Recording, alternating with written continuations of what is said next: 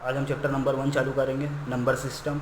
इसका छोटा सा इंट्रो है, वो मैं दे दूँ आपको। Natural number, whole number, integer और रेशनल नंबर हम प्रीवियस क्लास में, प्रीवियस सेशन में पढ़ चुके हैं। फिर भी मैं एक बार इसको समझा देता हूँ। नेचुरल नंबर को हम एन से डिनोट करते हैं और ये स्टार्ट कहाँ से होते हैं, 1 से, 1 2 3 4 और आगे इसी नंबर चलते रहते हैं। होल नंबर को डब्ल्यू से डिनोट करते हैं और साथ ही साथ ये ज़ीरो से चालू होता है, 0 1 2 3। इसके अंदर अगर हम देखो यहाँ पर ज़ीरो हटा दें तो ये नेचुरल नंबर ही कहलाएंगे, अगर ज़ीरो लगा दें तो होल नंबर। उसके बाद इंटीजर्स, इंटीजर्स जो रहता है रिप्रेजेंट करते हैं हम आई और जेड से, दोनों से रिप्रेजेंट करते हैं। और ये दो पार्ट में होते हैं, एक तो नेगेटिव और एक पॉजिटिव। नेगेटिव जैसे -3 -2, नेगेटिव में आगे नंबर है -4 -5 -6 -7, सो ऑन, ऐसे आगे चलते रहें। और ऐसे ही पॉजिटिव के अंदर है 1 2 3 4 5 6 7, ठीक। उसके बाद है रेशनल नंबर। रेशनल नंबर वो नंबर होते हैं जो p/q के फॉर्म में लिखे रहे हैं, मतलब न्यूमरेटर और डिनोमिनेटर के फॉर्म में लिखे रहे हैं, अपॉन के फॉर्म में लिखे रहे हैं, जैसे 2/3 3/4। अब रेशनल नंबर पहचानने का तरीका ये है कि q जो रहेगा वो नॉट इक्वल रहेगा ज़ीरो के, मतलब जो नीचे वाला नंबर है, जो डिनोमिनेटर है हमारा, वो कभी ज़ीरो नहीं आएगा। अगर यहाँ ज़ीरो आ गया, जैसे 2/0 है, ये ज़ीरो आ गया नीचे, मतलब ये रेशनल नंबर नहीं है। रेशनल नंबर 2/3 है, 3/4 है, 2/5 है, ये हमारे रेशनल नंबर है।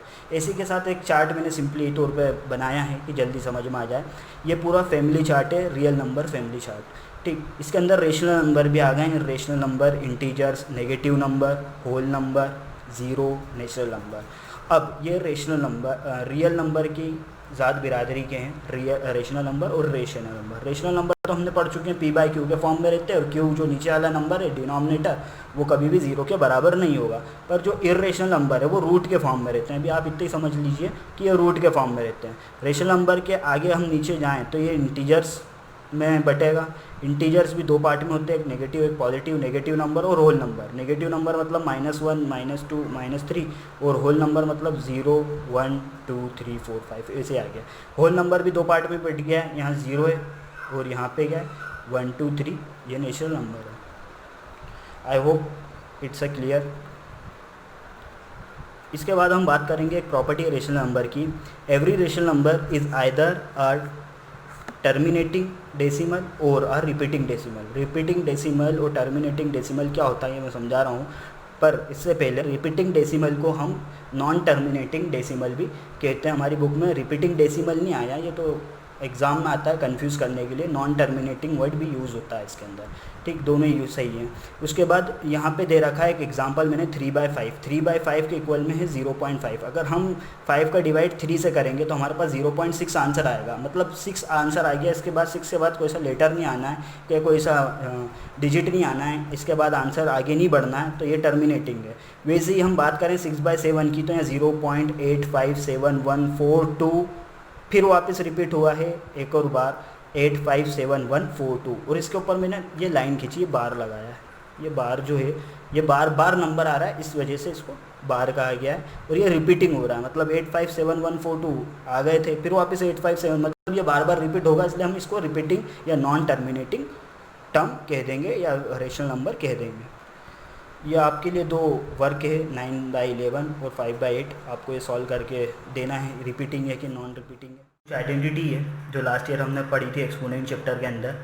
यहाँ पे am multiply n, base same रहेंगे, पावर अलग रहेगी, और बीच में मल्टीप्लाई का साइन रहेगा, तो बेस को एक बार लिख देंगे, और बीच में मल्टीप्लाई होने की वजह से पावरों का प्लस हो जाएगा। यहाँ पे बेस सेम है, बीच में डिवाइड का साइन है, या तो अपॉन में रहें, जैसे a⁴m/a⁴n, पर बेस तो सेम है, पावर अलग अलग है, बीच में डिवाइड का साइन है या अपॉन में है, तो पावर माइनस हो जाएगी। वैसे ही यहाँ पे है am, ब्रैकेट दे रखा है यहाँ पे, और m, ये जब ब्रैकेट हटेगा तो बीच में मल्टीप्लाई का साइन लग जाएगा, ये लगा। वैसे ही am मल्टीप्लाई bm, b की पावर m। अब यहाँ पे पावर तो सेम है पर बेस अलग अलग है, तो बेस को तो हम ऐसे लिखेंगे ab या a मल्टीप्लाई b, और पावर सेम है दोनों की, तो पावर को एक बार ब्रैकेट के बाहर लिख देंगे। यहाँ पे भी सेम है an और bn, पावर अलग अलग लिखी है, बेस अलग अलग है, पावर सेम है। अलग अलग लिखी का मतलब है यहाँ पे a की पावर n है, b की पावर n, क्यों ना इन दोनों की पावर को ही सेम कर दे, एक बार लिख दें n लगा दें, ठीक। वैसे ही √a मल्टीप्लाई √b है। अब रूट तो है दोनों पे ही है, रूट स्क्वायर रूट ही लगा है, तो हम यहाँ पे क्यों ना ऐसा लिखें कि √ab लिख दें, अंडर रूट इसके a भी लिख दें। उसके बाद है √ab, तो यहाँ √a/√b रूट बी आ जाएगा। ऐसे ही 8वां वाला जो formula root A plus root B है, root A minus root B equal to root A square minus root B square. हमने लास्ट ईयर एक क्वेश्चन था फार्मूला था, ये बोलेंगे उसको कि A plus B A minus B equal to A square minus B square. Identity पढ़ी थी लास्ट ईयर भी हमने, A plus B A minus B, A square minus B square कहलाता था वो, equal to A square minus B square. वैसे ही यहाँ पे रूट लगा दिए हैं, बस रूट लग जाएगा। इस याद रहे स्क्वायर रूट जो रहता है स्क्वायर का दुश्मन रहता है, वो स्क्वायर से स्क्वायर रूट को हम कैंसिल कर देंगे। जैसे हमने कैंसिल करा तो यहाँ ए आ गया, तो यहाँ बी रूट बी जो है, root B square root b जो है स्क्वायर से कैंसिल हो जाएगा तो बी बचेगा। उसके बाद है यहाँ पे ए प्लस रूट बी का होल स्क्वायर, मतलब लास्ट ईयर एक फार्मूला था ए प्लस बी का whole square equal to A square plus b square plus 2ab, बस इसके अंदर रूट लगा दिया। तो जहाँ भी ए था तो वहाँ रूट ए आ गया, और जहाँ बी था तो वहाँ बी रूट बी आ गया। वैसे ही स्क्वायर से स्क्वायर रूट कैंसिल हो जाएगा क्योंकि ये दोनों दुश्मन रहते हैं, याद रहे। स्क्वायर से स्क्वायर रूट कैंसिल तो ये बचेगा, बी स्क्वायर बी से स्क्वायर रूट बी से स्क्वायर कैंसिल, तो यहाँ पे सिर्फ बी बचेगा। यहाँ पे 2 रूट है और रूट भी 2 अलग अलग थे तो इसको एक बार लिख देंगे।